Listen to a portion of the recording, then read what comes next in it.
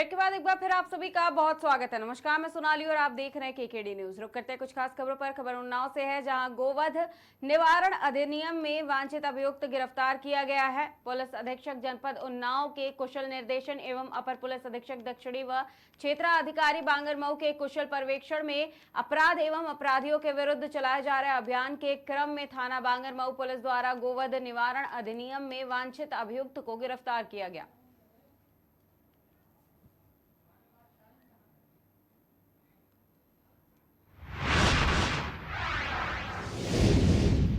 खबर लखनऊ से है, जहां आउटसोर्सिंग पुलिस भर्ती मामले पर डीजीपी का बड़ा बयान सामने आया, जिसमें आउटसोर्सिंग पुलिस भर्ती के वायरल लेटर को डीजीपी ने निरस्त कर दिया है और इसे गलती बताया, जिस पर आम आदमी पार्टी के सांसद संजय सिंह का भी बयान सामने आया है, जिसमें वो सरकार को घेरते हुए नजर आ रहे हैं।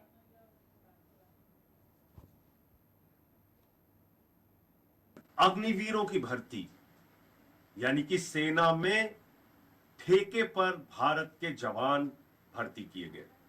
4 साल की ठेके की नौकरी, और उसके बाद अब उत्तर प्रदेश में पुलिस की भर्ती ठेके पर होने जा रही है। ये कैसा मजाक है देश के नौजवानों के साथ, ये कैसा मजाक है उत्तर प्रदेश की सुरक्षा के साथ, कानून व्यवस्था के साथ। इसी तरह का मजाक गुजरात में किया गया है। गुजरात में भी ठेके पर पुलिस वाले रखे जाते हैं, कर्मचारी रखे जाते हैं। क्या वही मॉडल आप उत्तर प्रदेश में लाना चाहते हैं? बीजेपी के शासन में करोड़ों बच्चों का जीवन पेपर लीक के कारण बर्बाद हुआ। पुलिस भर्ती में लगभग 60 लाख बच्चों का जीवन बर्बाद हुआ पेपर लीक के कारण उत्तर प्रदेश में। उसकी जांच चल रही है और इस दौरान ये ठेके पे पुलिस की भर्ती। मैं समझता हूं ये फैसला तत्काल इस पर सरकार को विचार करना चाहिए और कतई ये फैसला लागू नहीं होना चाहिए। ठेके पर अगर पुलिस के लोग भर्ती होने लगेंगे उत्तर प्रदेश में, तो ना तो उसमें उनकी कोई जवाबदेही जनता के प्रति होगी, न सरकार के प्रति होगी। अग्निवीरों की भर्ती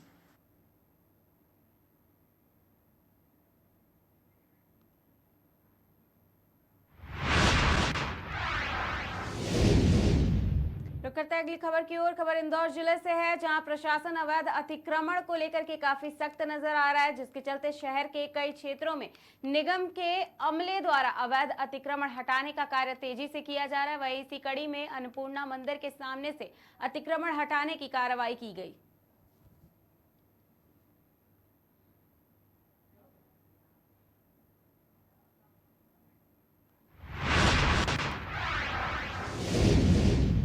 खबर सीहोर से है, जहां बुधबिन्नी में अवैध जंगल में कटाई का सिलसिला नहीं थम रहा है। वन विभाग की मिलीभगत से विभाग के नियम विरुद्ध अवैध कटाई जारी है। बता दें, खिलौना वालों को विभाग को खिलौने के चट्टे बनाकर देना था लकड़ी, लेकिन कटाई का पैसा गरीब खिलौने वालों के ऊपर थोपा जा रहा है। भारत सरकार के वर्किंग प्लान के अनुसार 1 जनवरी से 30 जून के बीच में विभाग को लकड़ी प्रदाय करना था, लेकिन विभाग की लापरवाही के कारण जून में शुरू की खिलौने कलाकारों को लकड़ी देना पड़ा।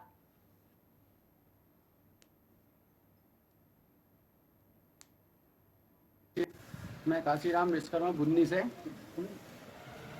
अब ये हालात ये हो चुके हैं मशीनों के बारे में कि आम जनता एक तरीके से भूखी मर रही है।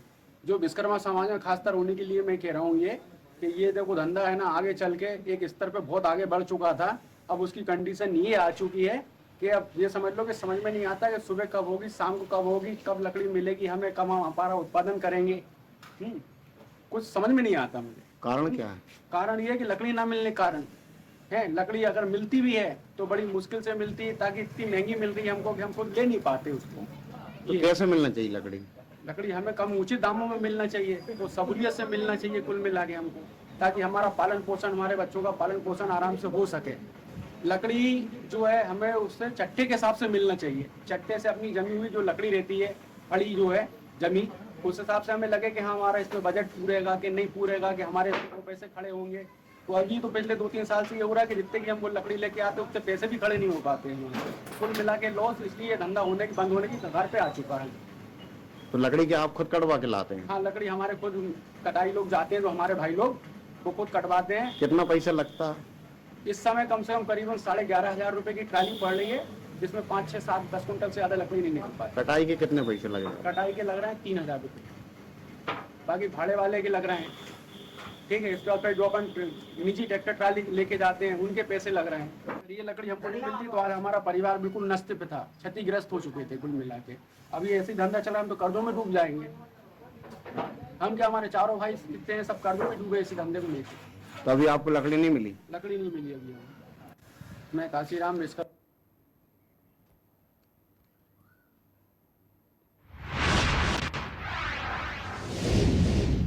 रुक करते हैं अगली खबर की ओर। खबर चित्रकूट से है, जहां फरियादियों की सुविधा को लेकर जिला प्रशासन का नया प्रयोग समाधान दिवस और जन सुनवाई के साथ साथ जिला अधिकारी अभिषेक आनंद ने संतुष्टि समाधान दिवस शुरू किया है। जहां जिला अधिकारी अभिषेक आनंद ने बताया कि फरियादियों के लिए सप्ताह के प्रत्येक बृहस्पतिवार को कलेक्ट्रेट में संतुष्टि समाधान दिवस लगा करके असंतुष्ट लोगों की फरियाद सुनी जाती है। बता दें, समाधान दिवस व जन सुनवाई से असंतुष्ट होकर लौटने वाले 15 फरियादियों को फोन करके उन्हें बुलाया जाता है और उनकी समस्याओं का निस्तारण करके जनता को राहत देने का प्रयास किया गया। जिला प्रशासन के इस प्रयोग से जनता को काफी राहत भी मिल रही है और जिला प्रशासन पर भरोसा बढ़ रहा है।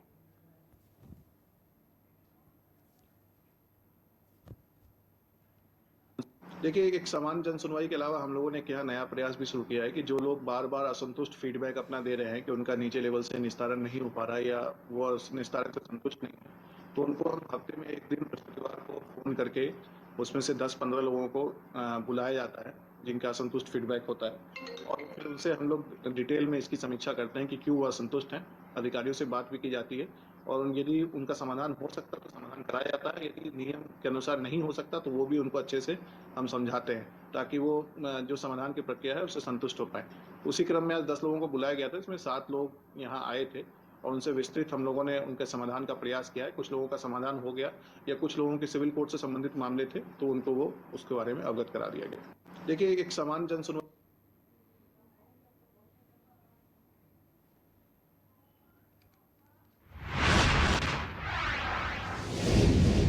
खबर लखनऊ से है, जहां लखनऊ में गोल्डी मसाले ने पुरस्कार में कार और मोटरसाइकिल दी है। भारत के सुप्रसिद्ध मसालों के निर्माता शुभम गोल्डी मसाले प्राइवेट लिमिटेड कानपुर द्वारा अपने वितरक व विक्रेताओं का सम्मान समारोह लखनऊ की होटल हॉलिडे इन बड़े ही हर्षोल्लास के साथ संपन्न किया गया है। कार्यक्रम का उद्घाटन कानपुर से विशेष रूप से पधारे कंपनी के प्रबंधक निदेशक संदीप गोयनका द्वारा गणेश पूजन व दीप प्रज्वलन करके किया गया, जिसके बाद अपने उद्बोधन में संदीप गोयनका ने गोल्डी समूह के निदेशकों, वितरकों और कर्मचारियों की बड़ी मेहनत को बधाइयां दी हैं। नमस्कार मित्रों, मैं आलोक सेठ, शुभम गोल्डी मसाले प्राइवेट लिमिटेड की ओर से गोल्डी ग्रुप की तरफ से आप सभी का हार्दिक स्वागत और अभिनंदन करता हूं। पूर्व में चलाई हुई रिटेलर के लिए एक स्कीम हम भारत अमृत महोत्सव का एक लकीरा हुआ था, जिसमें लखनऊ के शहर से एक विक्रेता की कार निकली थी और दूसरे विक्रेता की मोटरसाइकिल निकली थी। उसका प्राइज डिस्ट्रीब्यूशन हुआ था। उसके अलावा भी बहुत सारे पुरस्कार निकले थे, जिनका आज पुरस्कार वितरण समारोह आज यहाँ पर हॉलीडे इन होटल में किया गया। इसके साथ साथ हमने कुछ नए प्रोडक्ट भी आज यहाँ पर लॉन्च किए हैं, जैसे टमाटो केचप स्टैंडी पाउच में, फ्रेश लॉक जो कि हिंदुस्तान में पहली बार किसी मसाला कंपनी ने बनाया है। फॉर्मुलेटेड मसाले को फ्रेश लॉक पैकिंग में पैक करके दिया गया है। और उसके साथ साथ डबल इंजन वॉशिंग पाउडर नाम से हम लोग ने वॉशिंग पाउडर निकाला है, जो पेंटाजाइन युक्त है और सफाई के लिए उपयुक्त है। उसका एक पुरस्कार समारोह हम लोग ने यहाँ पे किया था। साथ साथ हमने दुकानदार भाइयों को, वितरकों को और शहर के तमाम नामचीन कैटरर्स को यहाँ पर आमंत्रित किया था। उनके बीच में हमने ये कार्यक्रम का आयोजन किया। साथ दे रहे हैं, इसी साथ को, इसी विश्वास को हम कायम रखेंगे और नए नए उत्पाद अपने पूरे भारतवर्ष में 28 प्रदेशों में 17 देशों में 4 लाख से ज्यादा विक्रेता बंधुओं के बीच लाते रहेंगे। बहुत बहुत धन्यवाद। बीते 4 दशकों से गोल्डी ने कई उपलब्धियां हासिल की हैं, तो इस मौके पर क्या कहना चाहेंगे? गोल्डी की उपलब्धि का कारण सिर्फ हमारे सच्चाई, हमारी बेस्ट प्रैक्टिसेस, हाइजीनिक और सारे मापदंडों पे खरा उतरते हुए अपने ग्राहकों को स्वाद देना ही ये कारण है। और इसके साथ सच्चाई के साथ और ऊपर वाले का भाग्य जो हमारे साथ चला, मुझे पूरा विश्वास है कि आज भारत जब तीसरी सबसे बड़ी इकोनॉमिक पावर बनने जा रही है, उसमें कहीं ना कहीं गोल्डी भी उसमें बहुत छोटा सा रूप अपना देखता है कि चाहे एम्प्लॉयमेंट हो चाहे टेक्नोलॉजी हो, चाहे डिजिटल इंडिया हो, चाहे स्वस्थ इंडिया हो, इसमें गोल्डी का योगदान हमेशा अपने देश के लिए टॉप इकोनॉमिक पावर बनने में रहेगा। गोल्डी समूह हमेशा से बेस्ट प्रैक्टिसेस को फॉलो करता है और स्पाइसेस इंडस्ट्री अपने आप में, जो कि एक विश्वास के साथ, बेस्ट प्रैक्टिसेस के साथ अपने प्लांट्स का सर्वे कराती रहती है और ये सारे लैब्स में प्रोडक्ट पास होते रहते हैं। मुझे पूरा विश्वास है, इसी विश्वास के साथ ग्राहक इसको एक्सेप्ट करते रहेंगे और आज वर्ल्ड की टॉप मॉडर्न ट्रेड चेन हो या वर्ल्ड के बेस्ट कंट्रीज की प्रैक्टिसेस हो, वहाँ हमारा माल निर्यात हो रहा है और इसी कारण से कि हम सारे मापदंडों पे खरे उतरते हैं। और बहुत खुशी महसूस हो रही है। प्रथम पुरस्कार लगा है, क्या कहना चाहेंगे गोल्डी को अपनी तरफ से? गोल्डी बहुत बहुत बधाई हो गोल्डी वालों को। किस तरह आपका उपहार ये निकला था? ये सब निकला था लकी विनर में। किस तरह की प्रतियोगिता किस तरह की थी?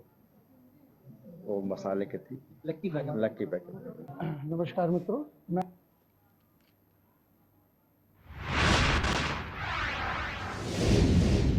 खबर चित्रकूट से है, जहां पीड़ित ने दबंगों पर जमीन कब्जा करने का आरोप लगाया। बता दें, पीड़ित के बाहरी होने की वजह से दबंग जबरन कब्जा कर रहा है। पुलिस की कार्रवाई के बाद भी दबंग कब्जा कर रहे हैं। वहीं पीड़ित के विरोध करने पर दबंग जान से मारने की धमकी भी दे रहे। पीड़ित ने जिलाधिकारी से न्याय की गुहार लगाई है। पहाड़ी थाना क्षेत्र के पहाड़ी बुजुर्ग का मामला बताया जा रहा।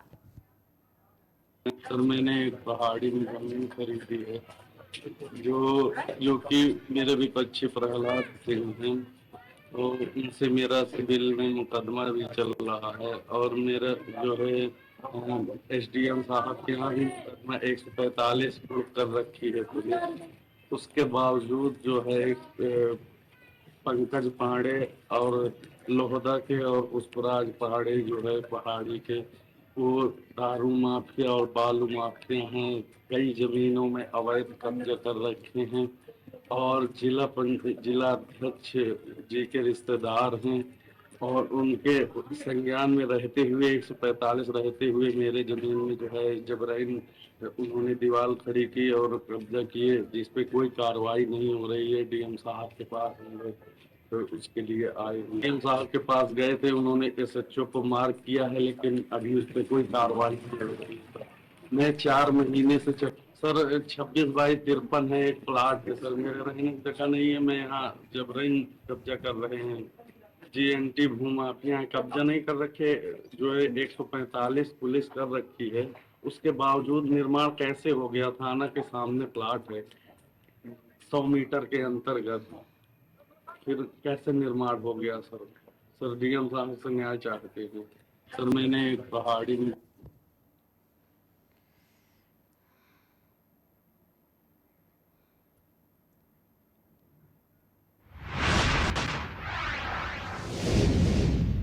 खबर सीतापुर से है, जहां अवैध अतिक्रमण को हटाने का काम तेजी से चल रहा है। मुख्यमंत्री योगी आदित्यनाथ के आदेश के बाद जिला सीतापुर के क्षेत्र नूरपुर वार्ड नंबर 17 में अवैध कब्जा करने वालों पर प्रशासन ने सख्ती शुरू कर दी है।